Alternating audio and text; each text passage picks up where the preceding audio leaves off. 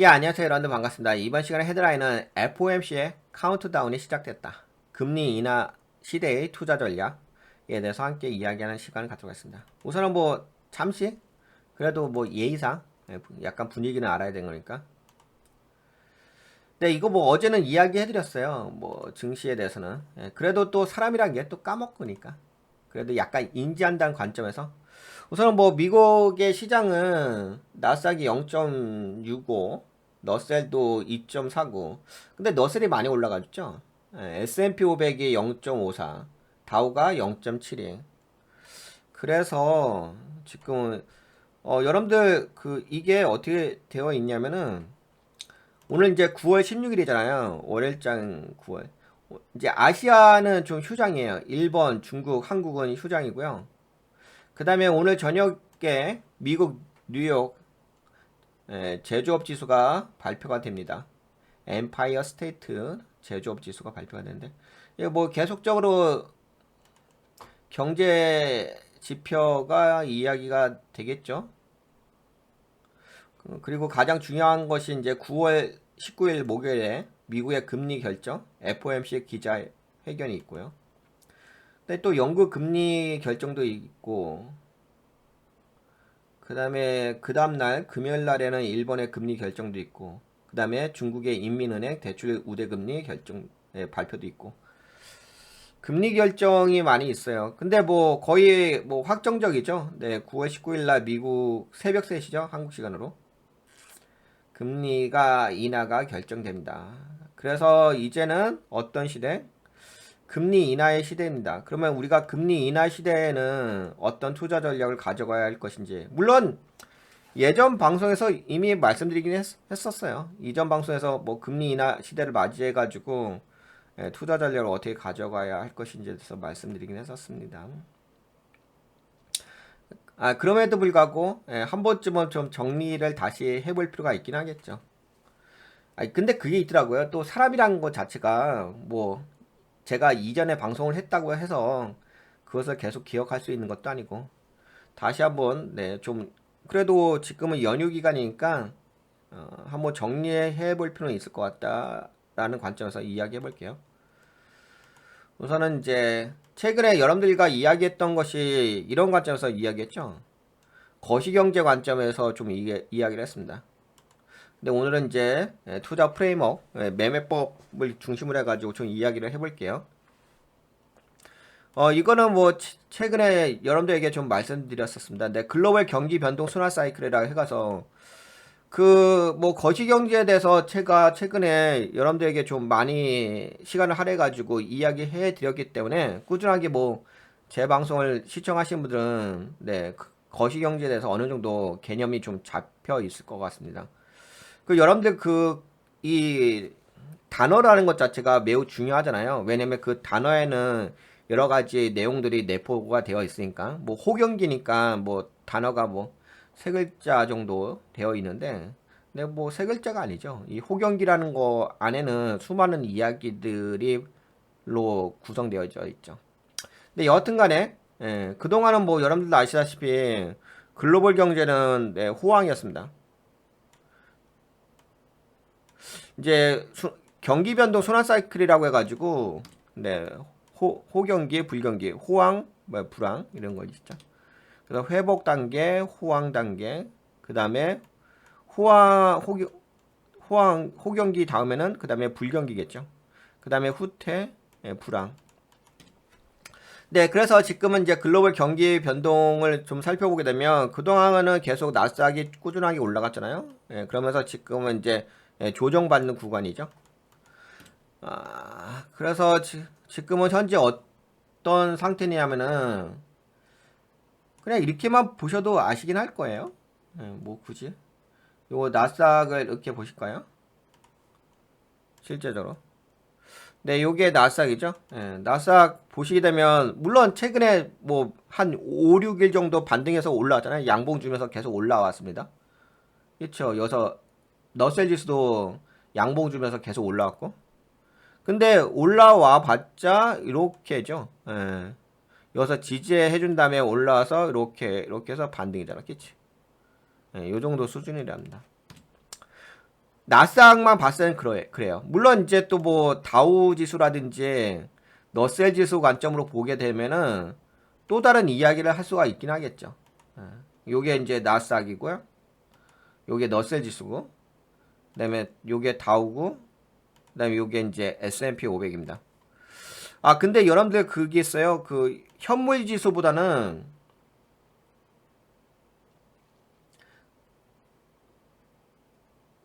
예, 여러분들 뭐가 있냐면 여러분들 와주셔서 감사합니다.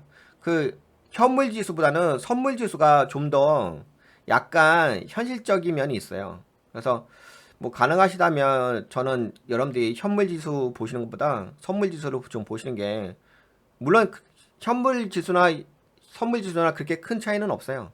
예, 차이는 없지만 그래도 약간 디테일함에 있어서는 선물 지수를 보시는 게 약간 도움이 되시지 않을까 싶어가지고 그리고 선물 지수가 더 빨리 움직이잖아요. 예, 미리미리 움직여주기 때문에. 네, 근데 지금 제가 왜 이런 말씀 드렸냐면, 네, 선물 지수로 보시게 되면은 어떤 움직임이냐면, 다우는 뭔지 아시죠? 다우는 미국 경제를 의미하는 거니까 다우는 꾸준하게 좀 상승을 유지하고 있습니다. 그렇죠? 물론 이제 다우에 포함된 구성된 종목 개수는 30여 가지밖에는 되지는 않습니다. 예. 그렇기 때문에 다우 지수가 미국에 상장되어 있는 종목을 대표하지는 않아요. 근데 상장되어 있는 종목을 대표하지는 않지만 그럼에도 불구하고 다우를 보는 이유는 미국 경제의 흐름을 보려고 하는 거죠. 그래서 다우는 지금 살아있다는 얘기는 미국 경제는 살아있다는 얘기예요. 그렇게 보시면 되겠죠. 근데 이것을 딱 보시게 되면 물론 S&P 500이 나름 선방해주고 있긴 합니다. 약간 S&P 500은 어떤 느낌이 있냐면은 그 이 세 가지 지수 있잖아요. 너셀, 다우, 나스닥 이 세 가지에 대한 평균 값을 가져가고 있는 게 좀 S&P 500이라고 볼 수가 있긴 하겠죠. 근데 S&P 500도 냉정하게 보시게 되면 그냥 이런 추세예요. 약간 하락삼각형 패턴의 모양새가 있죠. 그냥 이제 하락삼각형에서 박스권에서 반등해주는 모양새인 거고. 근데 나스닥을 보시게 되면 확실하게 딱 보이죠. 나스닥은 그냥 딱 하락삼각형 패턴이에요. 그렇죠? 물론 여기서 뚫고서 더 올라갈 수도 있어요. 이 하락 추세선을 뚫고서 올라갈 수 있는데, 근데 올라가봤자 어차피 박스권입니다. 그렇죠? 박스권 저점에서 박스권 중간 지점에서 박스권 고점을 올라가는 정도 수준인 거지. 뭐 전국가 돌파하면서 올라가는 건 아니죠. 근데 뭐 전국가 돌파하면서 올라가도 상관없습니다. 어차피 이제 그것은 거시경제 관점에서 지금은 이제 금리 인하니까 금리 인하는 것은 결국에는 내 불황을 의미하는 거죠. 예, 불황에 대비해서 유동성장을 푸는 거니까 뭐 이건 뭐 단순하게 뭐 지수가 올라간다 떨어진다 이런 식의 관점으로 떠들어댈 필요는 없을 것 같고요. 근데 여하튼 간에 뭐 화면에 보시다시피 지금의 어떤 글로벌 증시가 어떻게 움직이는지는 아시겠죠? 모르시지 않죠? 예, 다 인지하고 계시겠죠? 예, 예, 그렇기 때문에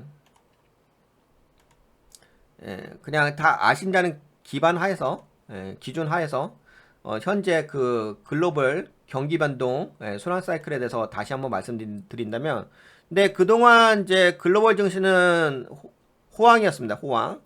다만 이제 그건 있죠. 이 한국에서 좀 투자하시는 분들은 한국은 그러지 않았는데요. 한국은 그러지 않았죠. 한국은 호황이 요 정도였어요. 요 정도. 그 이제 코로나를 극복해가지고 그때 당시 한국의 경제 성장률이 4.2%까지 찍었을 때 그러면서 전 세계적으로 가장 뭐 존경, 리스펙을 받았던 그 시절이 있었죠.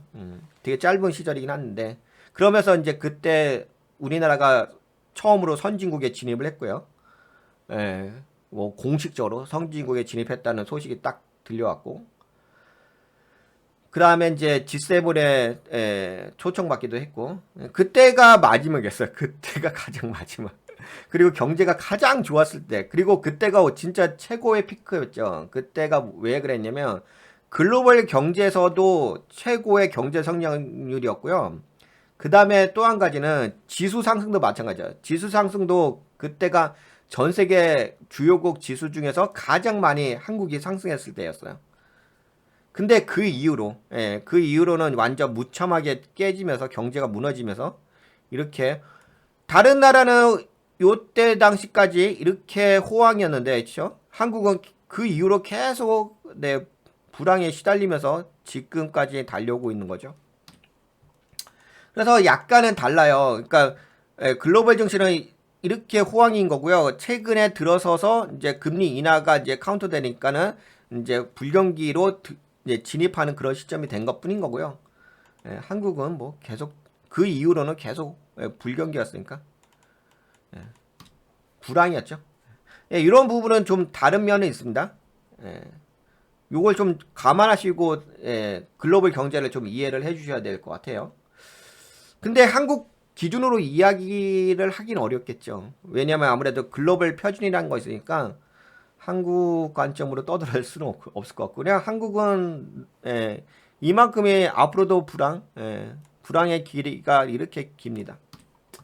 그러면 한국은 좀 제껴두고 글로벌 경제 기준으로 봅시다. 왜? 어차피 지금 한국 경제나 글로벌 경제나 불황의 시대로 접어들기 시작했습니다. 그러니까 경기 침체라고 많이 들어보셨죠? 경기 침체 전에 경기 둔화가 있는 거겠죠. 그래서 여기가 호경기 다음에 이제 불황인데 글로벌 경제가 이제 불황에 좀 들어서는 이제 그런 타이밍입니다. 근데 불황 중에서도 강도가 있겠죠.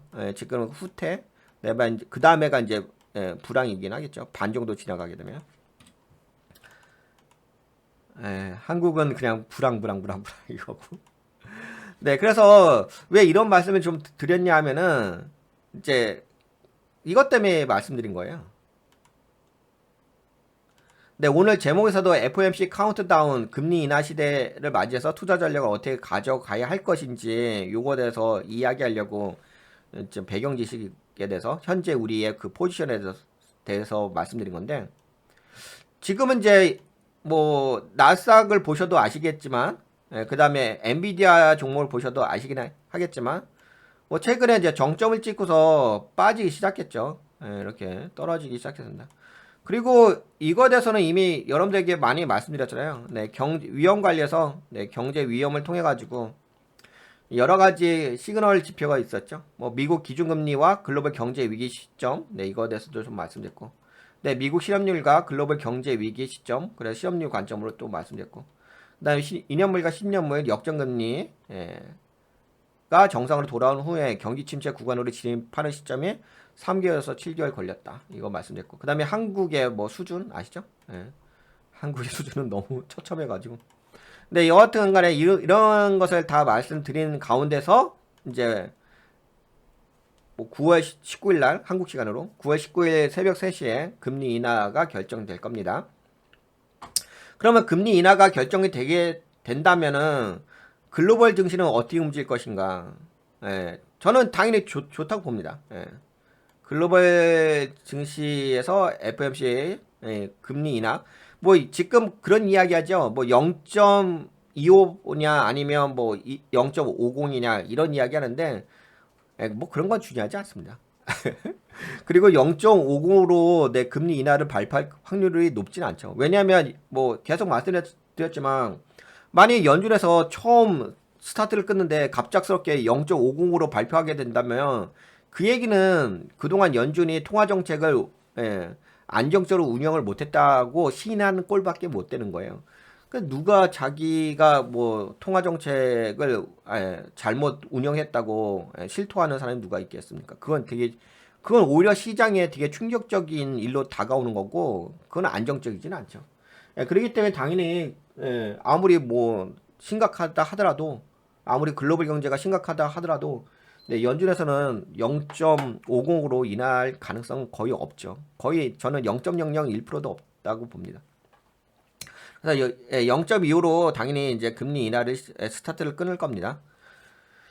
그러면 이제 안정적으로 드디어 이제 금리 인하 시대에 들어서게 됩니다. 근데 그러면 이제 금리 인하 시대에 들어서게 되면 당연히 시장은 어떻게 될 거냐? 긍정적인 반응을 줄 수밖에 없긴 하겠죠. 뭐 그것에 대해서는 뭐 거시경제학에서 충분하게 설명해 드렸으니까. 금리를 인하게 되면 당연히 거시경제에서는 투자가 활성화되기 때문에, 투자가 활성화하게 되면 생산이 활성화되겠죠. 생산이 활성화되면 뭐 당연히 투자 수요는 증가하겠고요. 그래서 경기가 이제 다시금 좋아지긴 할 겁니다. 그래서 금리 인하를 하게 되면 투자가 활발해지기 때문에 당연히 생산도 좋아질 거고 그렇게 되면 당연히 올라가겠죠. 이렇게.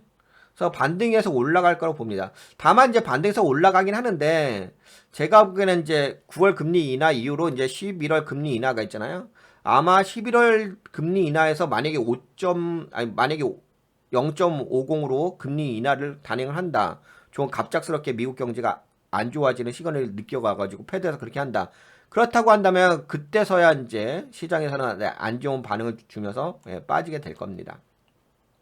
근데 그 전까지는 11월 전까지는 그나마 시장은 좀 안정적으로 움직일 거라고 보고 있어요.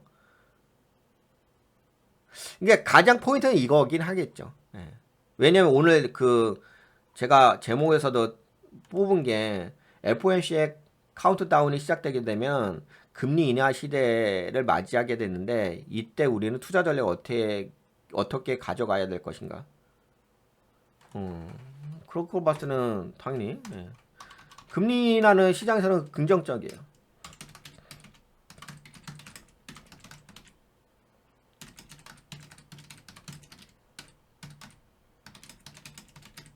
근데 이 금리 인하는 9월 금리 인하를 이야기하는 거야. 9월 금리 인하는 시장에서 긍정적 반응. 다만 좀 11월에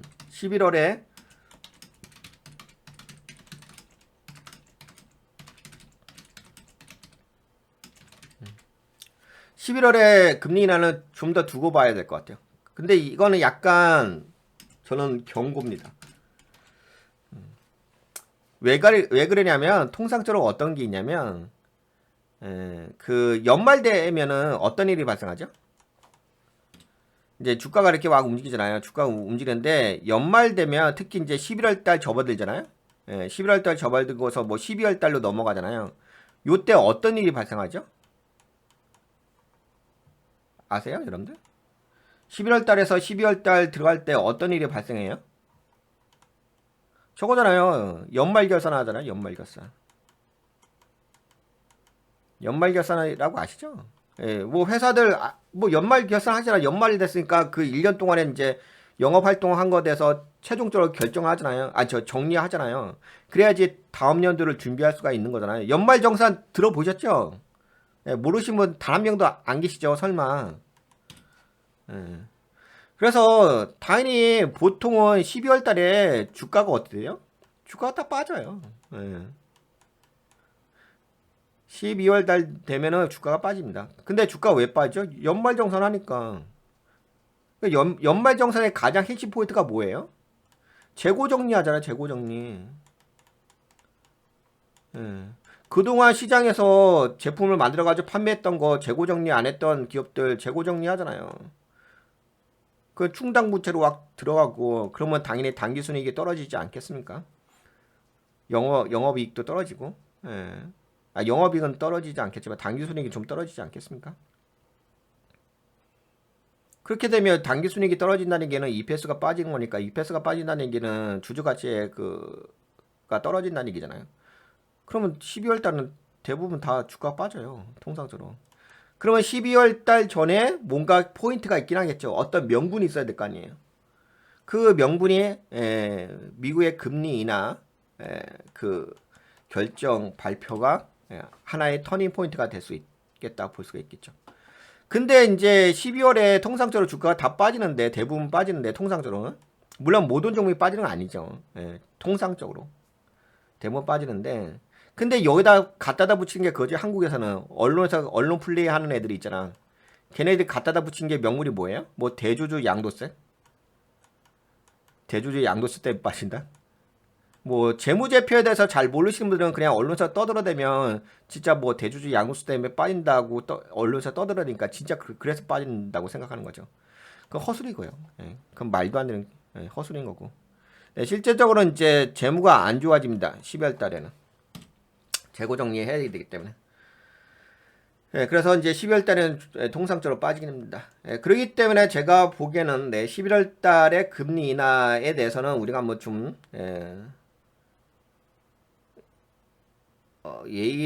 예의주시를 해야 되겠죠. 그러면 이제 그 얘기는 반대로 어떤 이야기가 있냐면 9월 9월 달부터 11월 달까지는 괜찮다는 얘기예요. 12월 달부터 이제 11월, 12월 뭐 이제 1월 뭐 이럴 때 3월까지 요때는 약간 좀 시장이 좋진 않죠. 시장이 다시 좋아질 때가 이제 3월 이후로 해가지고 꽃 피는 봄이 오게 되면 뭐 4월 달, 5월 달부터 다시 시장이 활성화되고 뭐 이런 거 아시잖아요, 다들. 주제가 뭐 하루 이틀 하신 건 아니니까. 특히 뭐 같이 투자하시는 분, 제 방송을 같이 투자하시는 분들이니까 뭐 아실 거 아니에요. 그렇게 되면은 이제 보았을 적에 어떤 게 있을까요? 9월 달에서 11월 달까지는 제가 보기에는 시장은 좀 긍정적으로 움직일 거라고 보여집니다. 긍정적인 시장의 움직임이 있을 것 같다. 그러면 여러분들의 수익을 가장 잘 낼 수 있는 타이밍이 언제겠어요? 9월 이제 말일부터 11월 달까지 이 3개월 동안이겠죠. 그리고 또 이제 뭐가 있냐면 11월 달에 3분기 실적 발표가 있죠. 그러면 이제 11월 달에 많은 것들이 있어요. 또 FOMC의 패드에서였던 금리나 통화 FOMC의 뭐 통화 정책 회의가 있고 11월 며칠이죠?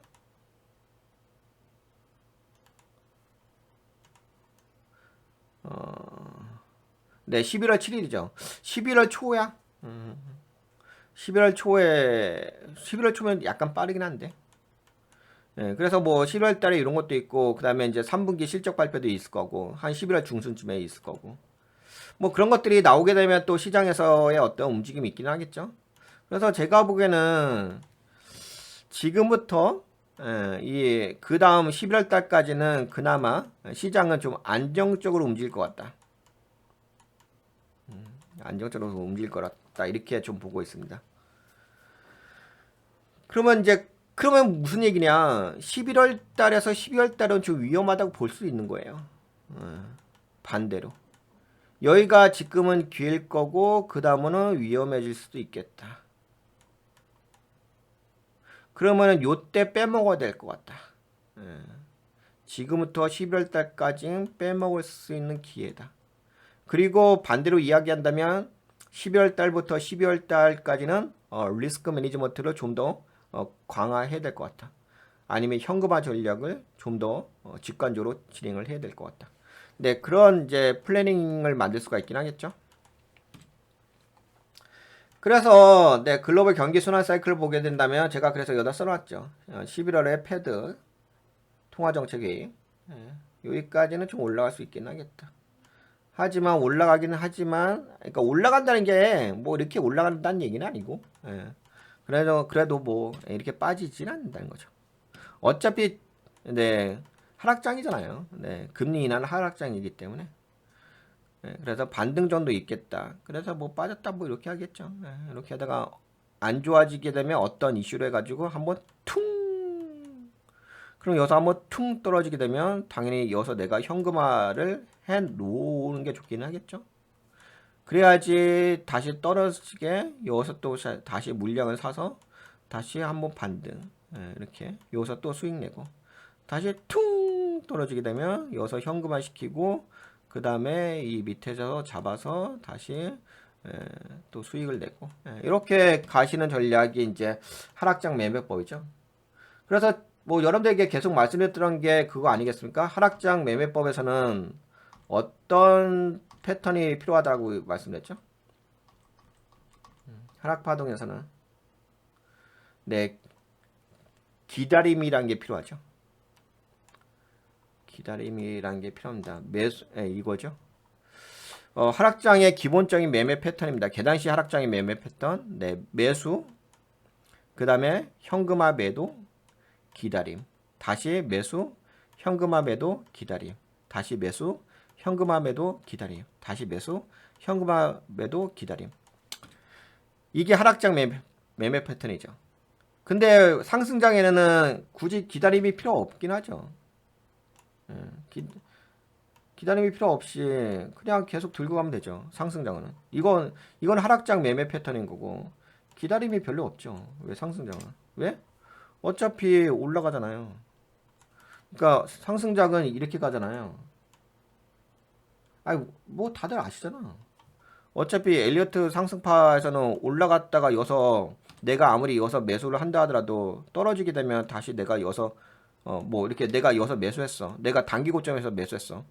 떨어진다 하더라도 어차피 그 다음 3파가 있잖아. 그러면 내가 여기서 단기 고점에서 물렸다 하더라도 내가 떨어질 때 물량을 여기서 모아가게 되면 다시 이만큼의 수익을 내가 가져갈 수 있는 거 아니겠습니까? 이만큼의 수익을. 그래서 굳이 뭐 상승장에서는 기다림이란 것 자체가 그렇게까지 필요하진 않습니다. 근데 하락장은 어떻게 돼요? 하락장은 다르지. 엘리어트 바닥에 A파, B파, C파로 빠지는데 내가 여기서 현금화 매도를 때리지 못했어. 그러면 당연히 가격이 떨어지는데 여기는 이제 10,000원이었어. 근데 여기는 1,000원이었어. 여기는 여기는 10,000원이었어. 근데 여기는 5,000원이야. 야, 그러면 당연히 싸게 사는 게 좋지. 여기서 하는 것보다. 그러면 여기서 10,000원에서 매도 때리고 그 다음에 기다렸다가 여기서 기다려가지고 여기서 5,000원에 사갖고 다시 올라가게 되면 여기가 7,500원이 됐어. 그럼 7,500원에서 매도 때리고 그렇죠. 그러면 기다려. 기다림이 필요한 거죠. 그러면 다시 떨어졌는데 여기가 뭐 다시 2,000원이 됐어. 2,000원이 됐어. 또 반등해서 올라오게 되면 뭐 3,500원에서 매도 때리고 이게 현명한 전략 아니겠습니까? 그래서 네, 그 매매 패턴이 다르다는 거 아시겠죠? 예, 하락장과 상승장의 그 매매 패턴은 다릅니다. 그래서 뭐가 있냐면은 하락장에는 기다림이라는 것이 존재합니다. 아시겠죠? 요게 기본 원리라는 거. 그래서 이 상승장은 뭐 현금화 매도는 그렇게까지 중요하진 않죠. 그냥 상승장은 매도라기보다는 익절이라는 영역이 더 중요하겠죠. 그치? 이런 영역이 더 중요하지 기다림이 그렇게까지 필요하지는 않습니다. 단지 뭐 수익을 내가 극대화하느냐 그런 차이가 있긴 하겠죠. 뭐 극대화하는 데 있어서 올라갔다가 조정 줬다 올라갔다가 조정 줬다 이런 거는 근데 이런 거는 당연히 필요하죠. 이런 거는 당연히 뭐가 있냐면 보통 이제 상승장의 그 상승판은 최소 6개월이에요. 최소 6개월이 걸립니다. 그냥 뭐 이제 단타 하시는 분들이라 뭐 그게 지금 제가 이야기하는 게 이해가 안 되는데 근데 뭐 어차피 뭐 우리 제 방송은 가치 투자 방송이기 때문에 뭐 아시는 분들 다 아실 거예요. 뭐 모르시는 분들은 어쩔 수 없고 그 경험이 없어서 그런 것뿐인 거고. 뭐 제가 이야기하는 것은 뭐 기본적인 상식이니까 가치 투자에서는 상식 수준도 안 되는 수준에서 주식하면 안 되겠죠. 그럼 결국에는 본인만 손해니까. 그래서 지금은 이런 좀 긍정적인 시장의 반응이 좀 올 것 같다. 좀 이런 말씀 드려보고. 다만 이제 한국은 좀 위험하긴 하겠죠. 한국은 아무래도 아까뿐만 아니라 늘상 좀 말씀드리긴 했지만 한국은 되게 위험하죠. 지금 뭐 A파, B파에서 코스피는 상승 확대형 패턴인 거고. 코스닥은 지금 하락, 코스닥 보셨어요? 난리도 아니죠. 완전 전형적인 하락 삼각형 패턴. 엄청나게, 여러분 생각해보세요. 이 물량이 쏟아진다 생각해보세요. 이 물량이 하락 삼각형 패턴에서 생각해보세요. 여기서 이제 여기를 전적 딱 깼어. 한 명이 던지는 거야. 그 여러분들 댐이 무너질 때 그렇잖아. 댐이 무너질 때도 여기 작은 구멍이 하나 나와가지고 그게 큰 구멍이 돼가지고 나중에 댐이 무너지는 거예요. 아시죠? 이런 이야기. 여기도 마찬가지 아니겠어요? 여기서 전저가 딱 깼어. 하나, 살짝. 그리고 누군가는 이제 두려움이 생기겠죠? 한 명이 매도 때렸어. 그 한 명이 매도 때리고 또 두 명이 매도 때리고 세 명이 매도 때리고. 야, 기하급수도 매도 때리지 않겠습니까? 여기 무너졌는데. 그러면 당연히 계속 매도 때리겠지. 그러니까 그 조금이라도 떨어지게 되면 누가 이걸 매수해 주겠어요? 누가 여서 밑에서 누가 매수해 주겠냐? 여러분들도 뭐 한국 경제 수준이 지금 어느 정도 수준인지 다 아시는데 한국에다가 누가 밑에서 누가 매도했어? 싼 자리야. 내가 매수해 줄래? 누가 그러겠어요? 다 던지려고 하지. 이제 한국 끝났다. 던지려고 하지. 그래서 이게 한번 무너지기 시작하면 이 댐이 무너지기 시작하면은 그냥 뭐 와장창이죠 뭐. 이 물량이 그냥 와 쏟아져요. 산사태 대형 산사태. 여기도 마찬가지죠. 예, 지금 상승 확대형 패턴이죠. 예, 상승 확대형 패턴이라면은 당연히 이렇게 빠져버린 거죠. 그래도 지금은 코스피는 상승 확대형 패턴이기 때문에 그나마 좀 안정적이긴 해요. 왜냐면 이렇게 빠졌다가 하더라도 여기를 전저가 깨지기가 쉽지 않거든요. 다시 여기서 빠졌다가 다시 이렇게 한번 올라가 주는 게 있어요. 그러다 이렇게 하다가 그 다음에 이렇게 걸린 다음에 여기서 이렇게 빠져버린 거죠. 네, 이런 부분이 있어서 그나마 코스피는 코스보다는 네, 좀 네, 약간은 네, 긍정적인 면이 있는데 뭐 그래봤자 네, 50보 100보입니다. 50보 100보 수준이기 때문에 뭐 도찐겠지. 네, 네, 네, 다 거기서 거기에요. 네, 그렇기 때문에 이제 한번 무너지기 시작하게 되면 한국은 뭐 예, 난리 나는 거죠 뭐. 그런데 그나마 뭐 글로벌 경제는 미국은 뭐 호황이기 때문에 호황이 아니라 이제 미국은 그나마 좀 연착륙이란 부분이 좀 가능한 부분이 있어서 뭐 한국과는 약간은 네, 좀 다르긴 하겠죠. 그럼에도 불구하고 네, 미국도 마찬가지로 네, 불황일 때는 한 차례 좀 빠지는 네, 지금이 이제 계단식 하락 중에서 첫 번째 하락이죠. 최근에 아까 보셨잖아요. 지금 나스닥 수준 어떻게 됐어요? 또 보여드려요? 또 까먹었어요? 설마 뭐 금방 까먹지 않겠죠? 나스닥 뭔지 아시겠죠? 너셀 뭐 어느 수준인지 알겠죠? 근데 지금 이 정도 수준이잖아요. 그러면 당연히 뭐 여기까지 내려온 거죠. 그러면 여기서 놀다가 그렇죠? 여기서 놀다가 여기서 박스권이겠죠? 놀다가 한번 한 차례 툭 떨어지는 타이밍이 오긴 하겠죠? 그렇습니다. 네. 그래서 그렇게 본다면은 네, 지금이 가장 좀 좋을 때다. 그래서 요번에 그 FOMC에서 금리 인하는 요게 가장 긍정적인 호재다. 이렇게 좀 볼 수가 있을 것 같습니다. 제가 보기에는. 그러면 이제 대부분의 종목들이 그 FOMC에서 9월 19일 날 내 금리 인하를 새벽 3시에 발표하게 되면은 그러면 뭐 좀 대부분 상승할 거예요. 대부분 상승하기 때문에 뭐 특별하게 어떤 섹터가 올라간다고 떠들어댈 필요는 없어요. 그러니까 그렇죠. 그럴 필요는 없죠. 그러니까 뭐 마치 지금 이런 모양새죠. 어떤 모양새냐? 미국 금융시장을 보게 되면은 마치 이런 모양새가 나오겠죠. 네, 지금 나스닥의 종합지수가 네, 상승한 종목 개수가 2,363개, 하락 종목 개수가 775개. 그러니까 대부분 상승한다는 얘기예요. 네, 그렇기 때문에 무슨 어떤 특정 섹터가 뭐 좋냐 나쁘냐 이렇게 떠들어댈 필요는 없죠. 그렇게 떠들어댈 필요는 없어요. 왜 어차피 그 하락을 하지 않는 거기 때문에 대부분 박스에서 왔다 갔다 하는 거니까. 다만 그건 있긴 하겠죠. 뭐 박스권에서 잔파동 정도는 있긴 하겠죠. 근데 뭐 잔파동 떠들어댈 필요는 없을 것 같고 그건 알아서 하시면 될 것 같고. 네, 그렇게 이야기를 해드릴 수가 있겠고, 그래서 저는 뭐 요번에 네, 미국에서 금리 인하는 시장에서 긍정적인 반응을 줄 것 같다라고 이야기해 드릴 거고, 그 다음에 그것이 아마 처음이자 마지막이 될 수도 있지 않을까. 물론 마지막은 아니긴 하겠죠. 왜냐하면 뭐 하락을 한다 하더라도 결국에는 하락 파동은 물론 이제 여기서 하락을 한다 하더라도 이렇게 주다가 폭락을 한다 하더라도 어차피 또 걸린단 말이야. 이렇게 될 거예요. 근데 나중에 보면은 이게 그건 있죠. 어떤 부분이 있냐면 여기서 움직였다가 한 단계 다운그레이드 됐잖아요. 그 여기서 움직였다가 한 단계 다운그레이드 됐어. 근데 이걸 어떻게 생각하시냐면 뭐 어차피 빠지게 되면 다시 한번 지지한 다음에 이렇게 박스권을 형성해 주는 거 아니겠습니까? 뭐 그러면 별 문제 없지 않나요? 라고 생각하실 것 같은데 아니죠. 그건 착각이죠. 별 문제가 있죠. 왜 그러냐? 아까 말씀드린 것처럼 내가 여기서 10,000원 주고 샀어. 근데 여기 떨어지니까 뭐 7,000원이 됐어. 근데 여기 떨어지니까 5,000원이 됐어. 그러면 다시금 여기를 회복할 수 있느냐? 어렵죠.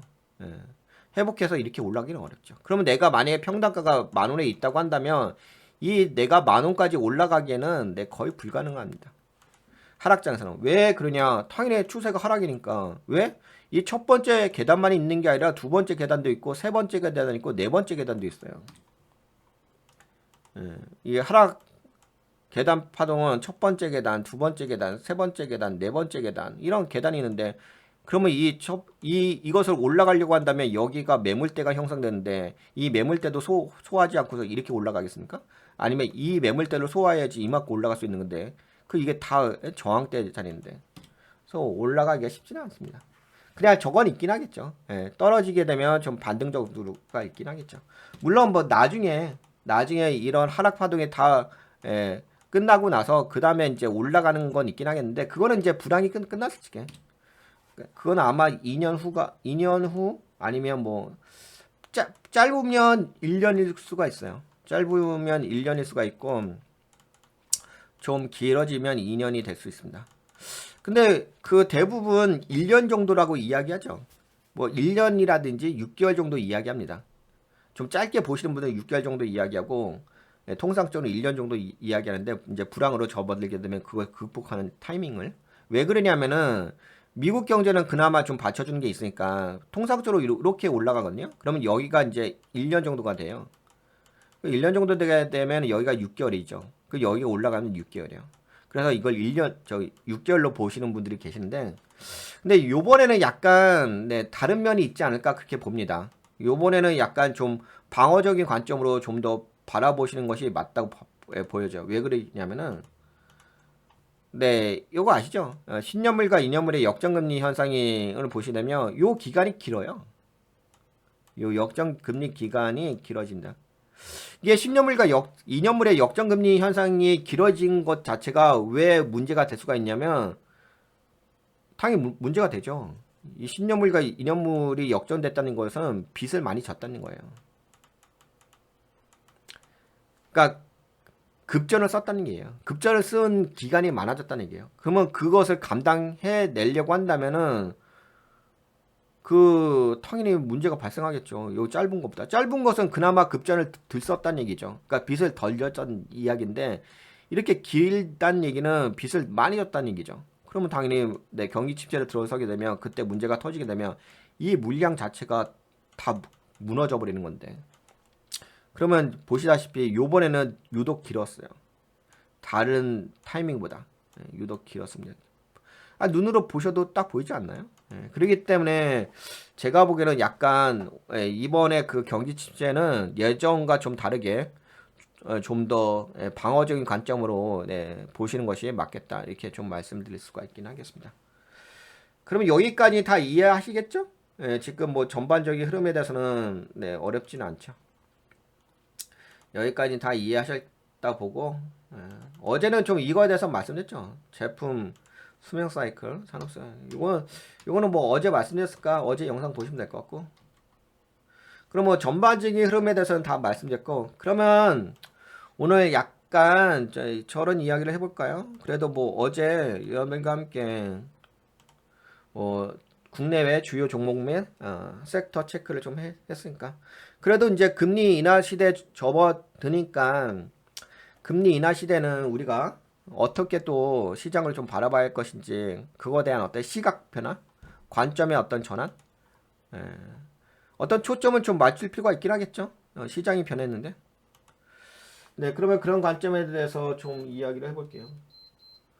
저도 너무 쫄래쫄래 떠들어댄다.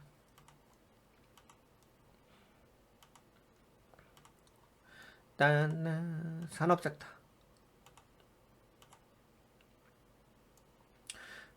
금리 인하 시대입니다. 빠밤빰, 빠밤빰. 뭐, 여러분들도 아시다시피 금리 인하 시대에는, 뭐, 중월 받는 섹터가 뭐죠? 통상적으로는, 이걸로 볼까요?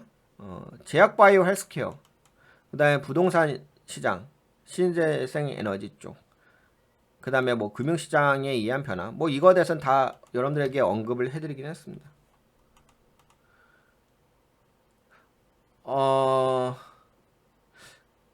금리 인하 수혜 섹터. 그래서 요거에 대해서 좀 이야기를 해드린다고 한다면은 뭐 아시는 내용이긴 하지만 그래도 약간 이야기해 볼게요. 잠시만요. 물 한 잔만 마시고. 너무 쫄래쫄래 너무 떠들어댔어. 너무 힘들어. 잠시만.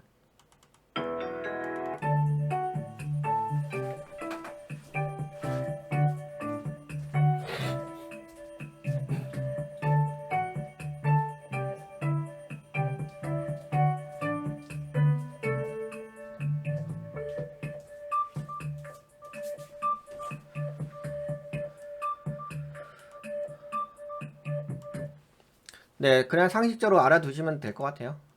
우선 이제 금리 인하를 하게 되면은 그 제약바이오 헬스케어 쪽하고 근데 어제는 제가 그런 이야기를 했죠. 미국은 지금 현재 상황에서는 네, 미국은 부동산 쪽이 근데 다시 한번 말씀드리지만 네, 미국과 한국은 좀 다릅니다. 부동산이란 개념 자체가 한국은 그렇죠. 그냥 어제 그 예전에 이야기했으니까 굳이 또 떠들어대지 않을게요. 하여튼 한국하고 미국과는 부동산 시장 개념 자체가 달라요. 그래서 뭐 제가 부동산이라고 이야기하니까는 마치 뭐 한국의 부동산 떴다방 수준의 그런 한국 수준을 인식하시면 안 되고요. 그렇게 인식하시면 안 될 거고. 네, 미국 관점에서의 부동산 시장을 인식하실 게 좋아요. 미국의 부동산은 네, 비즈니스 모델이 되게 다양해요. 한국의 뭐 떴다방 수준 아니 말고 한국의 부동산은 거의 의미가 없죠. 의미 없는 시장이기 때문에. 그래서 여튼간에 네 지금은 뭐 아시다시피 어제 뭐 체크해드렸죠. 부동산 섹터가 대부분 많이 올라갔어요. 미리 선반영이 됐죠. 한국은 제약바이오 쪽에 최근에 좀 뭐 코로나도 있었고 코로나 이제 좀 확산되는 부분도 있고 엠폭스도 있었고 그래서 한국은 제약바이오 쪽이 좀 살짝 움직인 건 있기는 있죠. 뭐 이야기해 볼게요. 근데 왜 제약바이오 헬스케어가 금리 인하의 수혜 섹터가 될 수 있느냐? 이제 금리 인하를 하게 되면은 자금 조달 비용이 감소하죠. 네, 금리가 낮아지면 기업들이 자금을 더 저렴하게 조달할 수 있습니다. 이는 연구개발, R&D와 같은 비용이 많이 드는 활동에 더 많은 자금을 투입할 수 있게 됩니다. 물론 이제 요새 그 AI가 좀 많이 발달되어 있어가지고 예전보다는 뭐 신약 개발 기간이 좀 짧아질 수가 있다고는 합니다만 신약 하나 개발하는데 몇 년 걸리죠? 보통 최소 10년 걸립니다. 최소. 신약 하나 개발하는데. 다만 이제 빅파마 업체들은 그 파이프라인이 있어가지고 그 신약 기간이 좀 개발 기간이 좀 짧아지긴 하죠. 짧아지는 게 아니라 저 글로벌 제약 회사들도 거의 10년 걸려요. 그렇기 때문에 그만큼 투자되는 비용이 큽니다. 투자되는 비용이 크다 보니까 자금 조달 비용이 매우 중요하긴 하겠죠. 그럼 금리 인하가 되게 되면 자금 조달 비용이 감소하겠죠. 그렇기 때문에 이제 수혜 섹터가 되는 거예요. 그 다음에 이제 금리 인하가 되게 되면 투자를 확대한다. 글로벌 제약사들이 금리 인하로 인해 투자를 확대할 가능성이 높아집니다. 이는 새로운 신약 개발과 같은 혁신적인 프로젝트에 더 많은 자금을 투입할 수 있게 됩니다. M&A 활동이 증가합니다. 요것도 한번 잘 생각해 보세요. 왜냐면 이제 특히 뭐 한국에는 글로벌 기업이 없죠. 없는데 주로 그러다 보니까 한국은 이제 기술 수출 위주로 좀 진행이 되긴 하죠. 물론 조만간 뭐 한국에도 글로벌 제약사가 만들어지긴 할 것 같긴 합니다만 아직까지는 그런 수준은 아니기 때문에 그래서 네, M&A 활동이 증가됩니다. 금리 인하는 인수합병 M&A 활동을 촉진시킬 수 있습니다. 이는 기업들이 더 많은 자금을 이용해 다른 기업을 인수하거나 파트너십을 맺는 데 유리한 환경을 조성합니다. 이런 이유가 있고요. 그 다음에 성장주로서의 매력도 있습니다. 그 제약바이오가 성장주, 제약바이오 헬스케어 섹터는 일반적으로 성장주로 분류가 됩니다. 이제 주로 이제 성장주라고 이야기한다면 뭐 최근에 여러분들이 경험하셨던 게 뭐 2차 전지하고 아니면 전기차고 아니면 뭐 AR 반도체 그쪽만 이제 성장주로 이야기했는데 네, 제약바이오 쪽도 저 성장주로 볼 수 있어요. 그러니까 그 성장주가 어떤 느낌이냐면 좀 개념이 약간 다르긴 하죠. 그러니까 뭐 이거 아시다시피 여기가 마켓 바텀, 네, 불마켓, 마켓 탑, 그다음에 이제 베어마켓이잖아요. 올라갔다 빠지는 거잖아요. 그러니까 호황일 때 호황. 여기가 그 이야기한 것처럼 호황인 거고 여기가 불황이야. 호황일 때는 뭐 AI 반도체가 쭉 올라가면서 강력하게 지수를 이제 끌어 올라가긴 하죠. 근데 어차피 불황일 때는 그나마 주목받는 게 이제 제약바이오 쪽, 헬스케어 쪽이긴 하겠죠. 그래서 이게 약간 좀 개념이 좀 달라요. 이게 상승장일 때의 그 성장주하고 하락장일 때 성장주의 개념이 좀 다릅니다. 그래서 이걸 뭐 성장주라 하니까는 뭐 예전에 뭐 AI 반도체의 관점으로 성장주로 인식하시게 되면은 그 오산이에요. 그래서 계속 말씀드리잖아. 시대에 뒤처지지 말라고. 자꾸만 뭐 예전에 본인들이 경험하셨던 그 짧은 지식 갖다가 금리 인하 시대를 이해하시려고 한다면 그러면 도태당하는 거죠 뭐. 한번 도태당하면 끝나는 거죠 뭐. 어차피 판단을 어눌하게 하시는 거니까. 네, 그런 관점으로서의 성장주인 거예요. 베어마켓 관점에서 성장주인 거지 불마켓 관점의 성장주가 아니라는 거 구분을 할 수 있긴 하겠죠. 그래서 요 성장주라는 단어를 그냥 액면 그대로 받아들이시면 안 될 거고요. 하지만 그럼에도 불구하고 제약바이오 헬스케어는 일반적으로 성장주로 분류됩니다. 금리 인하는 이러한 성장주에 긍정적인 영향을 미칩니다. 특히 신약 개발 성과가 기대되는 중소형주에 대한 투자 매력을 높입니다. 지금 제가 이렇게 써놓은 것은 저 일반적인 개념이에요. 그래서 뭐 디테일한 관점은 약간 여러분들이 수정해가지고 보완할 필요가 있습니다. 그리고 이제 부동산 쪽, 뭐 부동산 쪽은 이미 뭐 미국 시장에서 증명이 됐잖아요. 미국 시장의 그 부동산 섹터와 관련된 종목들이 좀 대부분 많이 올라갔죠. 그러니까 그게 어떤 느낌이냐면 이런 느낌이죠. 최근에 그 AI 반도체 쪽의 그 성장주들이 대부분 빠진 게 이렇게 빠졌잖아요. 그렇죠? 그러니까 나스닥을 보시면 알 거냐. 나스닥이 어떻게 빠졌어요? 이렇게 빠졌다가 이렇게 된 거잖아요. 지금 이렇게 해서 이렇게 된 거잖아요. 지금 이런 파동이죠. 결국은 빠진 거죠. 근데 부동산 쪽은 오히려 이렇게 빠질 적에 이렇게 올라갔어요. 어제 보여드렸잖아. 뭐 모르시면 다시 한번 여러분들이 보시면 될 것 같고. 네, 그래서 미국은 이미 부동산 쪽이 왜 뭐 부동산 쪽이 왜 그럴 수밖에 없냐 하면은 이렇게 됐잖아요. 뭐 이건 뭐 굳이 제가 굳이 확인 사살을 할 필요가 없는데 이것만 보셔도 아시지 않나? 근데 한국은 좀 이상하긴 합니다. 한국은 뭐 엉망진창이 돼가지고. 근데 미국을 보시게 되면 여기가 모기지금리가 8%대였죠. 그 다음에 여기가 7%대. 그 다음에 지금은 몇 프로예요? 지금은 6.14잖아요. 6.14. 그러면 이제 곧 있으면 어떻게 되겠어요? 8%, 7%, 6%, 그 다음에 곧 있으면 5%. 그만큼 뭐, 금리가 싸지는 게 있으니까 당연히 뭐 부동산 쪽이 실제로 올라갔잖아요.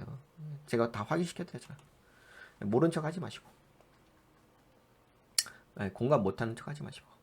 그래서 약간 근데 이제 한국은 그렇지는 않았죠. 한국은 이제 일부 종목만 이제 좀 반등해서 올라갔는데, 그거는 뭐 폭락해서, 그건 뭐, 순살자이, 철근 빼가지고 너무 이제 악재 터져가지고 그것 때문에 이제 너무 빠지다 보니까 그냥 기술적 반등, PBR 너무 떨어져서 그렇게 보시면 될 것 같고. 근데 미국은 이제 실제적으로 금리 인하가 됐으니까 한국은 저렇게 인하 안 됐죠.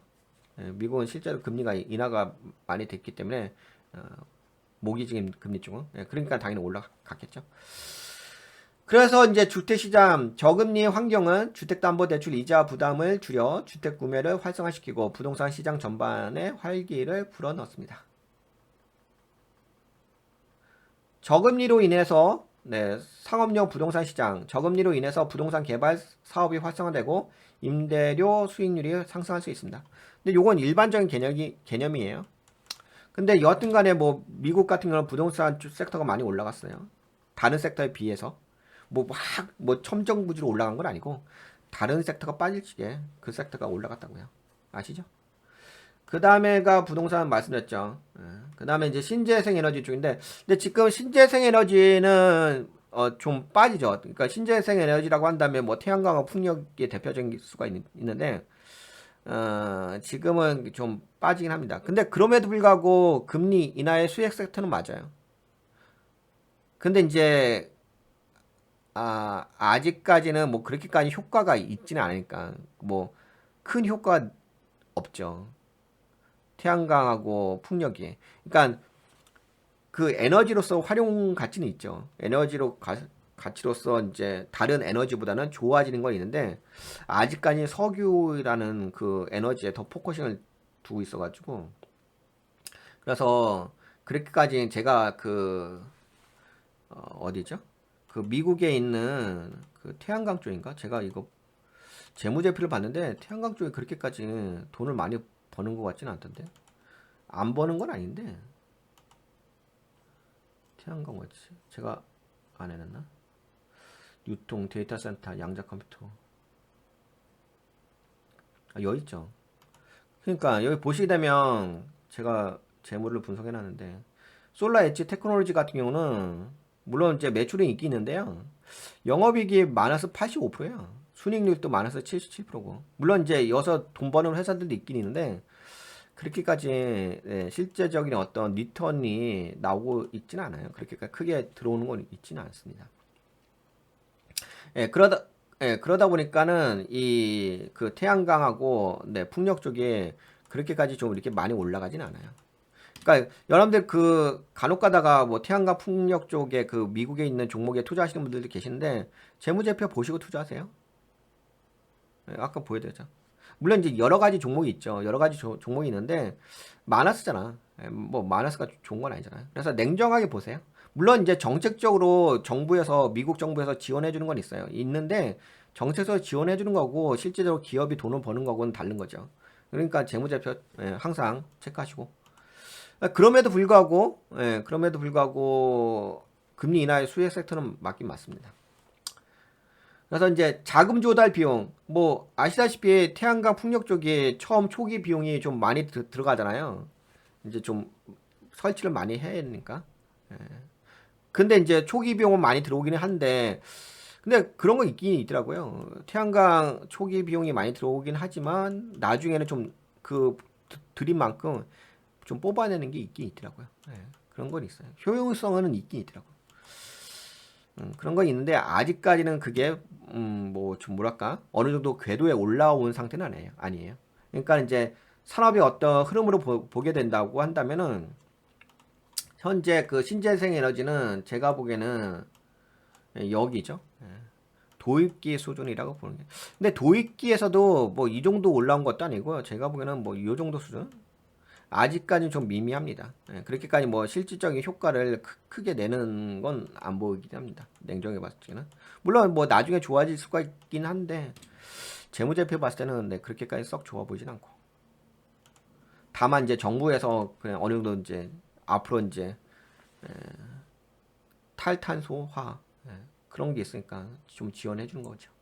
하지만 그럼에도 불구하고 초기 비용 대비 그래도 효용성은 있으니까 효용성이 없는 건 아니에요. 있기 때문에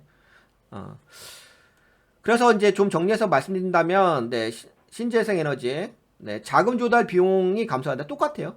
제약바이오 헬스케어처럼 신재생 에너지도 초기에 투자 비용이 좀 많이 들어가요.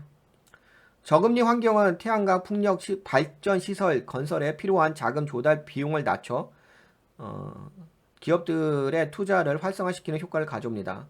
프로젝트 파이낸싱 유리 신재생 에너지 프로젝트는 초기 투자 비용이 크기 때문에 프로젝트 파이낸싱에 의존하는 경우가 많은데 저금리 환경은 프로젝트 파이낸싱 조건을 개선하여 사업 추진을 용이하게 합니다. 자산가치 상승 저금리 환경에서는 일반적으로 자산가치가 상승하는 경향이 있습니다. 신재생 에너지 관련 기업의 자산가치 상승은 투자자들의 관심을 높여 자금 유입을 촉진할 수 있습니다. 그 다음에 뭐 요거죠. 정부 정책과 시너지 효과 많은 국가에서 신재생 에너지 산업 육성을 위한 정책을 추진하고 있는데 저금리 환경은 이러한 정책 효과를 더 확대시킬 수 있습니다. 근데 아직까지는 그렇게까지 뭐 권장할 만한 섹터는 아닌 것 같아요. 다만 뭐 이벤트적인 부분이 있을 것 같긴 합니다. 이벤트적인 관점. 그러면 이제 이거 말씀드렸고 제약바이오 헬스케어 말씀드렸고 부동산 말씀드렸고 요거는 이제 약간 이제 덤으로 말씀드린 거고. 네, 금융시장의 변화. 이건 예전에 이야기해드렸죠. 주식시장 저금리 환경은 기업의 자금 조달 비용을 낮춰 투자를 활성화하고 이는 기업 이익 증가로 이어져 주가 상승을 견인할 수 있습니다. 뭐 이렇게만 이야기하게 되면 뭔가 느낌이 안 안 오기 때문에 그 거시경제 관점에서 좀 이야기해드렸죠. 근데 거시경제로 이야기해드리니까 이게 또 그래프가 있다 보니까는 이게 또 이해하기가 어려우실 것 같긴 한데 뭐 그럼에도 불구하고 네, 화폐 수요 곡선과 네, 화폐 공급 곡선을 보게 된다면 이거 말고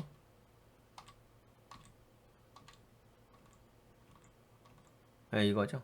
IS 곡선, 네, 생산물 시장 곡선이죠. 네, 그래서 이자율이 하락하게 되면 네, 이자율이 하락하게 되면 투자는 증가한다. 네, 뭐 요런 원리가 있습니다. 뭐 아시는 분들 이자율이 상승하면은 투자는 감소하고 국민 소득은 줄어든다. 그래서 여하튼 이런 원리가 있어서 네, 통상적으로 이제 금리 인하를 하게 되면은 네, 투자가 활성화됩니다. 그래서 이제 아까 말씀드린 것처럼 네, 이런 현상이 발생할 수 있다고 이야기하는 거죠. 네, 요번에 이제 FOMC에서 금리 인하하게 되면은 네, 반등해서 좀 올라갈 수 있겠다. 최근에 약간 약세 모양새가 있긴 있었는데 물론 이제 뭐 약세는 아니었죠.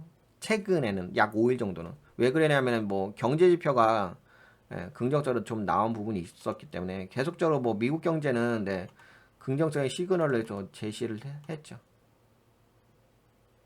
네, 9월 13일 날 미국의 미시간대 소비자 심리 지수가 네, 긍정적인 신호를 줘가지고 소비 심리 회복 기대, 경기 회복 기대 해가지고 나스닥이 좀 많이 올라갔고 너셀도 많이 올라갔고 그다음에 9월 12일 날 생산자 물가 지수도 네, 소폭 상승한 게 있어가지고 경기 회복의 신호로 받아들였습니다. 네, 이런 것들이 좀 있어서 네, 좀 근데 이런 상태에서 이제 반등해 줬는데 여기다가 이제 금리 인하까지 하게 되면은 네, 좀 시장은 좀 당분간은 좀 긍정적으로 움직이지 않을까 그렇게 보고 있고요. 그 다음에 이제 뭐 스타트업, 네, 투자 활성화, 저금리 환경은 벤처 캐피털 등을 통한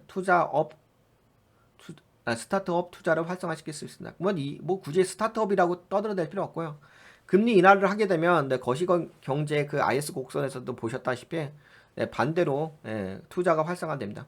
투자가 활성화된다는 것은 단순하게 투자만 한다는 건 아니에요. 그래, 인베스트만 하는 게 아니라 투자를 통해 가지고 기업들이 생산하는 거예요. 생산하게 되면 판매가 되겠죠. 근데 이제 다만 그건 있긴 하겠죠. 실제로 뭐 리턴 금액이 나오지 않는 상태. 그러니까 이게 뭐가 있냐면 이제 금리 인하를 하게 되면은 투자를 하게 될 거 아니에요? 그렇죠? 금리 인하를 하게 되면 투자를 하잖아. 그러면 이제 이 투자에 대한 기대감이 있잖아.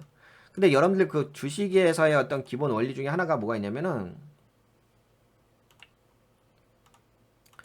네, 여러분들 멤버십 가입은 네, 돈가치 TV에 오셔가지고 여기 오셔서 여기 가입 버튼 누르시면 돼요.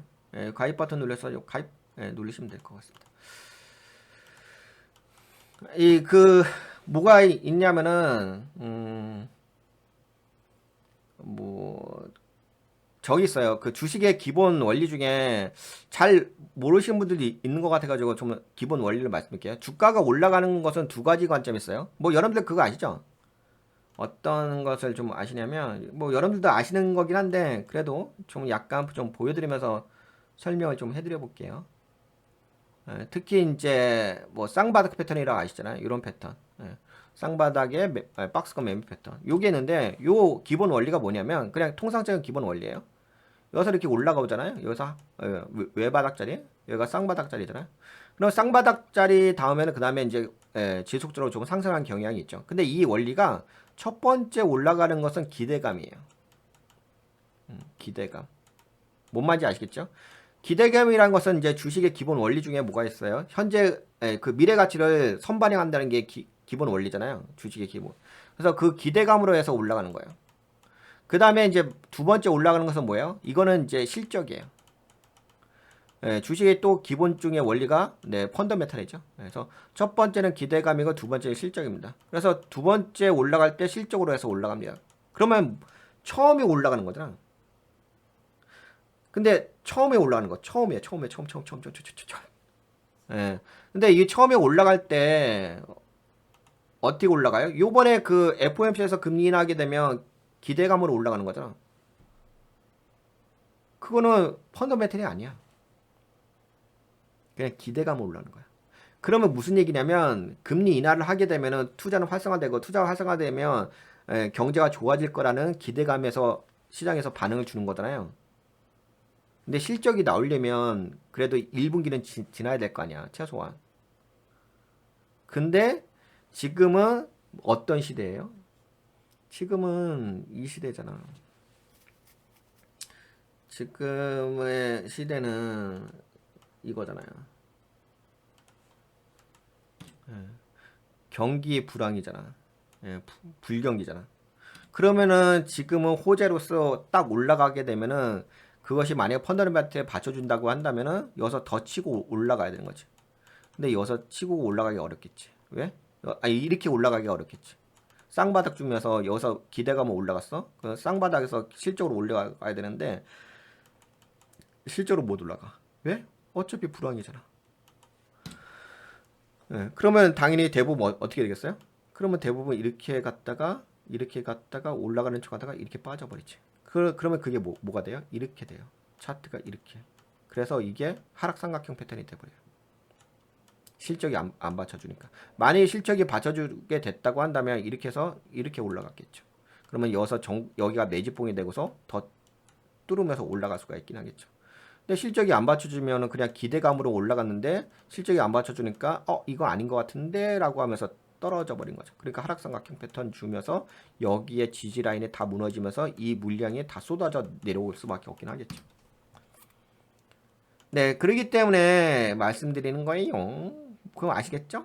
그러면 이제 이번에 그 금리 인하를 어떻게 받아들여야 하실 것인지 아시긴 하겠죠?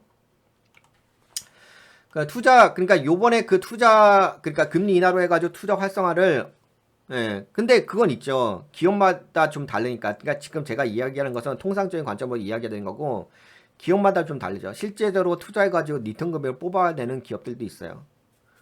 근데 그 리턴 금액을 뽑아낼 적에 단순하게 뭐 수익을 냈어요. 이렇게 보시면 안 돼요. 성장의 관점 보셔야 되는 거예요. 지금보다 만약에 그 회사의 그 레벨이 1단계 레벨이야. 1단계 레벨에서 여기서 W를 줬어. W 줬는데 이 레벨로 그 다음으로 2단계로 올라가려고 한다면 이 그 다음에 올라갈지 2단계로 해가지고 업그레이드 돼야 될 거 아니에요. 그럼 당연히 현재의 성장률보다 그 다음 성장률이 더 좋게 나와야 되는 거예요. 뭔 말인지 아시겠죠? 그렇지 않을까요? 제가 뭐 이야기하는 게 뭐 어려운 이야기도 아니고 당연한 이야기 아니에요? 그래 당연히 그 회사가 성장해야지 당연히 주가가 올라가지. 그러면 성장하지 않으면 주가가 올라갑니까? 여러분들 가치 투자 많이 해보셨잖아요. 아실 거고 굳이 뭐 아시는 얘기 계속 떠들어대지 말고. 그 다음에 이제 채권 시장. 뭐 이거는 이미 제가 채권 가격 올라가기 전에 말씀드렸죠. 뭐 이건 저뿐만 아니라 다들 아시는 거니까.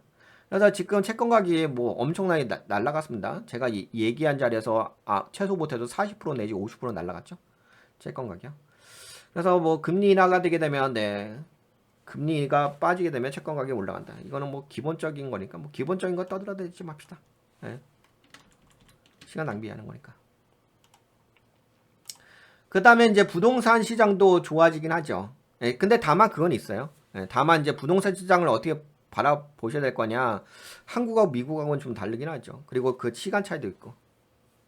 근데 요거는 부동산 쪽은 뭐 계속 말씀드렸다시피 그래도 뭐 현재까지의 상황은 말씀드릴게요. 뭐 냉정하게 굳이 제가 뭐 미래까지 떠들어댈 필요 없고. 근데 미래까지 떠들어대는 건 있었었어요. 뭐 근데 그냥 그래도 현재 상황만 말씀드리고 물론 저는 미래는 이렇게 봅니다. 부동산 미래 전망은 당연히 이렇게 해서 이렇게 빠질 거라고 보고 있어요. 그래서 만약에 여러분들이 부동산을 사신다고 한다면 2026년 중반기 때가 가장 적기라고 보고 있는 거고요. 그러면 이제 여러분들 이거 엘리어트 파동 아시죠? A 파동, 여기가 B 파동, 그 다음에 C 파동. 다만 이제 엘리어트 파동에서 이제 B 파동은 어떤 패턴이 나오죠? 갈고리 패턴이 나오죠. 그래서 갈고리 패턴 나오면서 한번 찔러주겠죠. 근데 그런 모양새가 지금 어떤 모양새가 나오고 있는 거죠? 이거 최근에 제가 이거 비교해드렸죠. 6월 27일 날, 그 다음에 8월 25일 날, 9월 14일 이거 다 체크드렸죠. 최근에 데이터까지. 그래서 6월 27일 날에는 내 비파동에서 이렇게 살짝 빠지려고 하는 모양새였는데, 네, 8월 25일 날 살짝 고개를 들기 시작했어요. 거래량 좀 들어오면서. 그러면서 9월 14일 날 빼꼼히 올라왔습니다. 하지만 아직까지 요거 근데 올라봤자 이거잖아요. 거래량. 근데 요거는 이제 갈고리 파동이니까 올라왔다가 C 파동. 전 빠진다고 봅니다. 그래서 뭐 부동산은 아직까지 투자할 타이밍은 아니고요. 그리고 오히려 지금은 악성 매물들 있잖아요. 분양 물량 중에서 아직 팔리지 않았던 거. 그거 소화하는 거고. 그다음에 뭐 한국은행에서 이제 최근에 통화안정증권인가요? 그거 발행해가지고 시장에 유동성 물량이 좀 풀렸죠. 그걸로 해가지고 대출 자금 나갔잖아요. 그래서 결국은 지금 올라가는 것은 뭐예요? 실제적으로 경제가 좋아져서 올라가는 것이 아니라 부채, 빚으로 해가지고 올라가는 거니까 실질적인 상승의 의미라고 보기는 어렵죠. 그리고 지금 최근에 올라가는 것은 뭐 여러분들 아시잖아요. 지금의 상승의 움직임은 뭐예요? 기본 원리 아니겠습니까? 연중 부동산 가격 시세 전망 사이클에서 지금은 뭐 지금 몇 월 달이에요? 9월 16일이잖아요. 지금 이사철이잖아. 이사철이기도 하고 시장에서 그 한국은행에서 좀 돈이 풀린 것도 있고 하니까. 근데 한국은행에서 뭐 기준금리를 대해서 동결을 한다고 했는데 뭐 실제적으로는 돈을 풀어버렸죠. 이거 보시면 아시죠? 부채 보게 되면 통화안정증권 이거 발행. 제가 다 비교했죠. 5월달, 6월달, 7월달. 그렇게 보시면 될 것 같고. 그래서 부동산 쪽은 약간 좀 디테일하게 좀 보실 필요 있어요. 굳이 디테일한 것도 아닌데 약간 구분해서 보실 필요 있습니다. 그래서 그냥 지금은 제가 이렇게 써는 거는 기본적인 개념 하에서 말씀드린 거고. 그 다음에 이제 외환시장 자본 유출이 저금리 국가는 근데 요거는 좀 요거는 이런 식으로 좀 받아들이셔야 될 것 같아요. 어떤 관점이냐면 최근에 일본에서 금리를 인상하잖아. 그치? 그래서 엔캐리 청산 관련된 이슈가 좀 터졌죠. 그걸 때문에 이제 나스닥이 최근에 폭락한 부분이 있었고요. 그거가 하나의 요인이 돼가지고 나스닥 폭락한 부분이 있었는데, 근데 뭐 일본에서 또 금리를 인상한다고 하잖아요. 그리고 실제로 일본에서 금리를 인상하다 보니까는 엔화가 어떻게 됐죠? 엔화가 지금 강세예요. 아직까지도 강세예요. 그렇죠? 올라오죠. 지금 아예 전고가 뚫었어. 기억나시나요, 이거? 지금 엔화가 무섭게 치고 올라가요. 엄청나게 강세입니다. 그러니까 전고가 뚫었어. 이때 당시 올라왔을 때가 뭐였냐면 나스닥이 여기가 나스닥이죠. 나스닥이 이렇게 폭락했을 때요. 이 폭락하는 그 시점에 어떤 트리거 역할을 한 것이 엔화의 이 시점이었습니다. 근데 지금은 엔화가 이렇게 올라가는데도 불구하고 나스닥이 그래도 어느 정도 받쳐주고 있죠. 그러니까 지금은 그래도 받쳐주고 있었어요. 그래서 아직까지는 뭐 엔화가 그 강세가 되는 부분이 그렇게까지 시장에 영향을 주진 않죠. 하지만 그럼에도 불구하고 자산 가치가 좀 떨어질 수 있는 부분이 있어요. 반대로 좀 엔화가 좀 올라가고 하니까는 반대로 뭐가 있냐면은 이런 부분들이 있을 수 있어요. 달러가 지금 약세죠. 달러가 지금 많이 약세입니다. 그러니까 달러가 약세이다 보니까 나스닥이 좀 올라갈 수 있는 기반이 되기는 하겠죠. 왜냐하면 수출에서 이제 가격 경쟁력을 살릴 수가 있는 거 같겠죠. 달러가 약세요. 달러가 약세라는 것은 어떤 의미를 갖고 있죠? 달러가 약세라는 것은 이런 의미를 갖고 있을 거예요. 뭐 여러 가지 관점이 있는데 그 중에서도 매매법을 좀 살펴보게 된다면은 이런 관점을 한번 잘 생각해 보세요. 투자 자산의 포지션. 그 중에서는 이제 현금화, 달러겠지. 주식, 채권. 근데 지금은 어느 위치에 있죠? 여기 제가 이렇게 가늠자 선을 표시하는데, 당연히 여기 이렇게 올라가면 현금성 자산이겠죠? 이 아래로 내려가게 되면 투자 자산이겠죠? 그리고 이쪽은 위험 자산이고, 요를 기준해 가지고, 이쪽은 안전 자산이고, 그러면 이제 주식이라든지 채권, 그 포지션을 아시겠죠? 요 4등분을 했을 때. 근데 그 중에서도 지금은 그래도 지금까지, 현재까지 계속 이어진 거 말고, 최근에 그 나스닥이 반등해 준 거 있잖아요. 나스닥이 이렇게, 요거 있잖아요. 최근에 확대해 드린다면 요거 이야기하는 거야.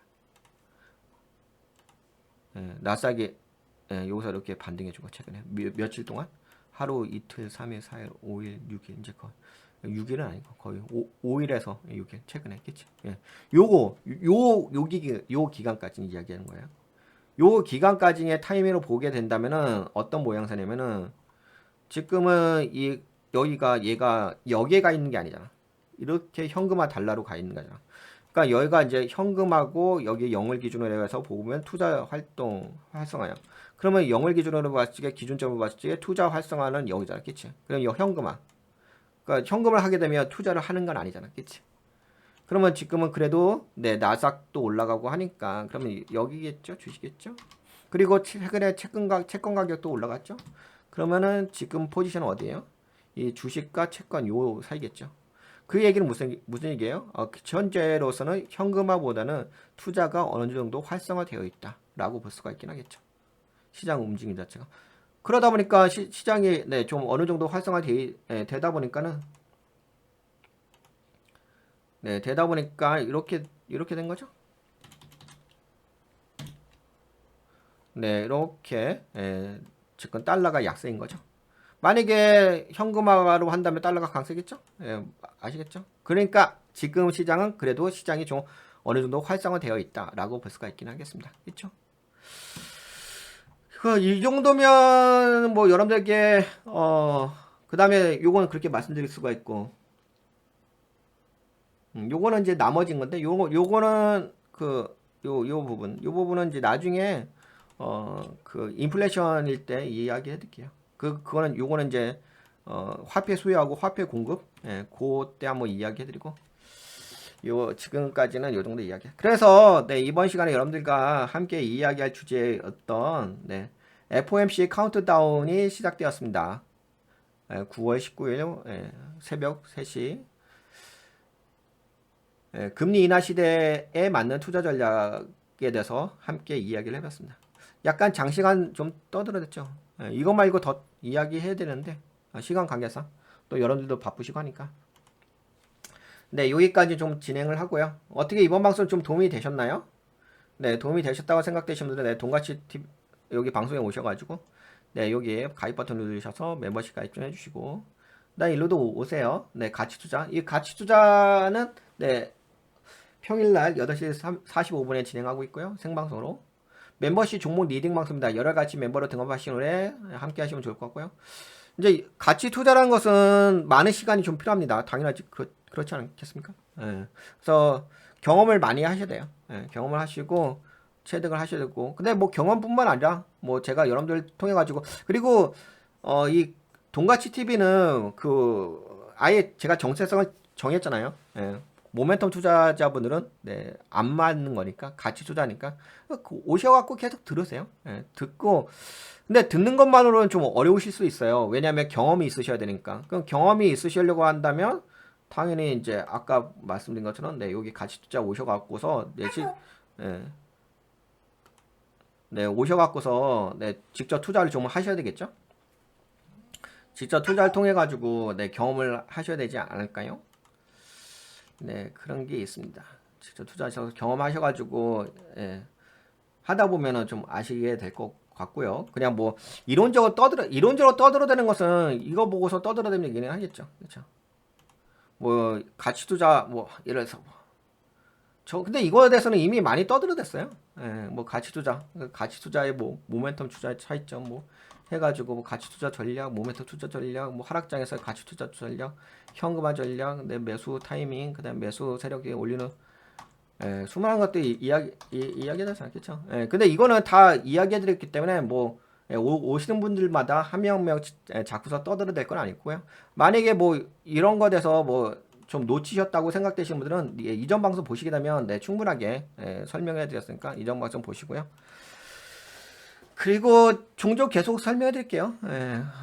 그리고 뭐 설명해 드릴 적에 그냥 이론적인 거 말고 실제적으로 여러분들이 경험하시고 느끼셨고 네, 수많은 시간들이 필요한 거니까 뭐 지식이 경험이 노하우가 하루아침에 쌓이는 건 아니잖아요. 이제 모멘텀 투자자분들의 성향들이 이제 그런 게 있죠. 모멘텀 투자는 주로 이제 기술적 매매가 약간 포커싱이고 그리고 기사 매매 주로 하시니까 뭐 굳이 지식이 그렇게 많이 필요하지 않잖아요. 뭐 거의 한 달이면 다 끝나지 않나요? 아니면 뭐 호가점 보는 매매니까.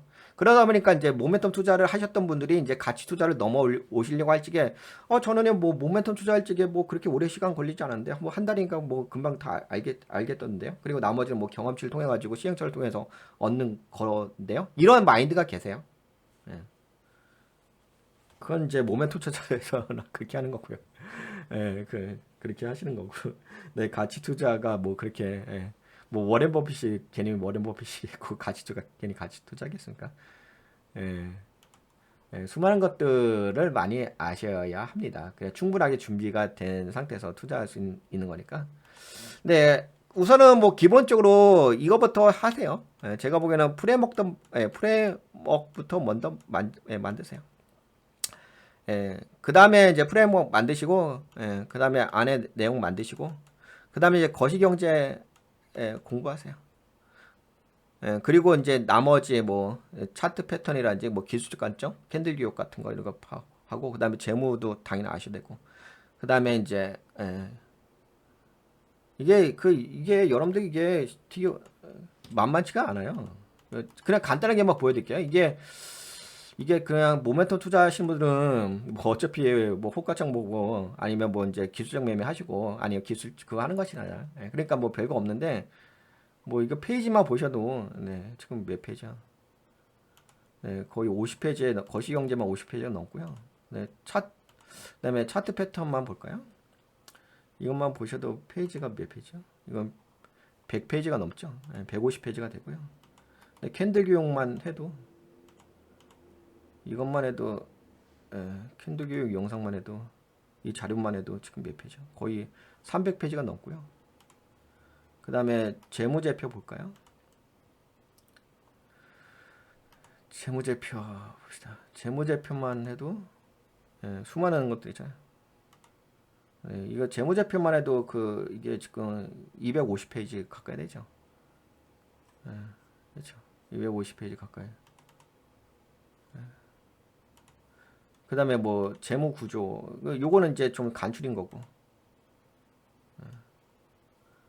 이건 간추린 거. 그래서 이게 이게 많은 다양한 지식들이 좀 있으셔야 돼요. 뭐 그냥 모멘텀 투자하신데 한 달 만에 드는데요. 뭐 호가좀 보고서 그냥 뭐 사용자 지표 만들고서 그렇게 해가지고 뭐 해결했는데 네 그럴 영역은 아닙니다. 가치 투자가 그렇게 여러분들이 모멘텀 투자 하실 때 배웠던 그런 수준으로 할 수 있는 영역은 아니고요.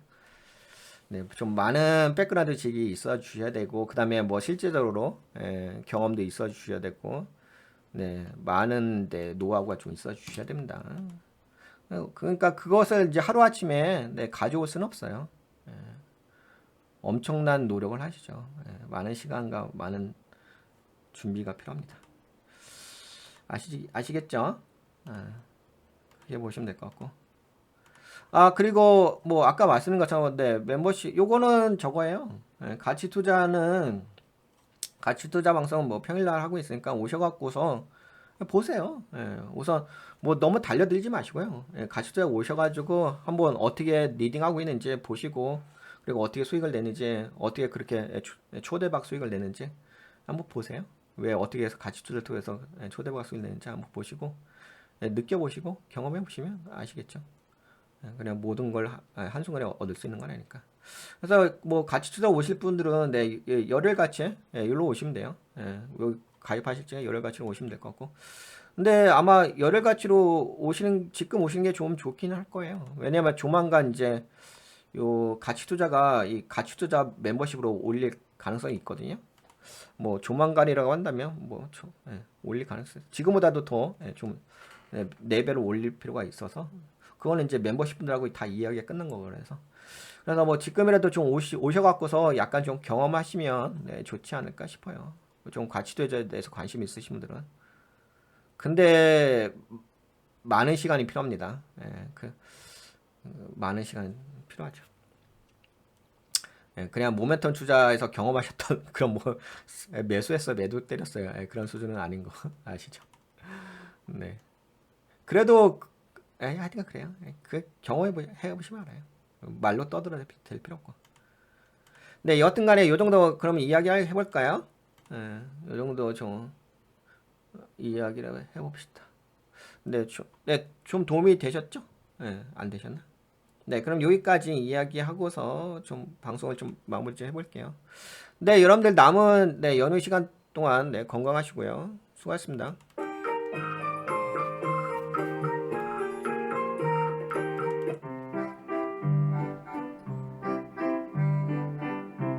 네, 장시간 시청해 주셔서 감사했고요. 네, 남은 시간 네, 건강하라고 되시고요.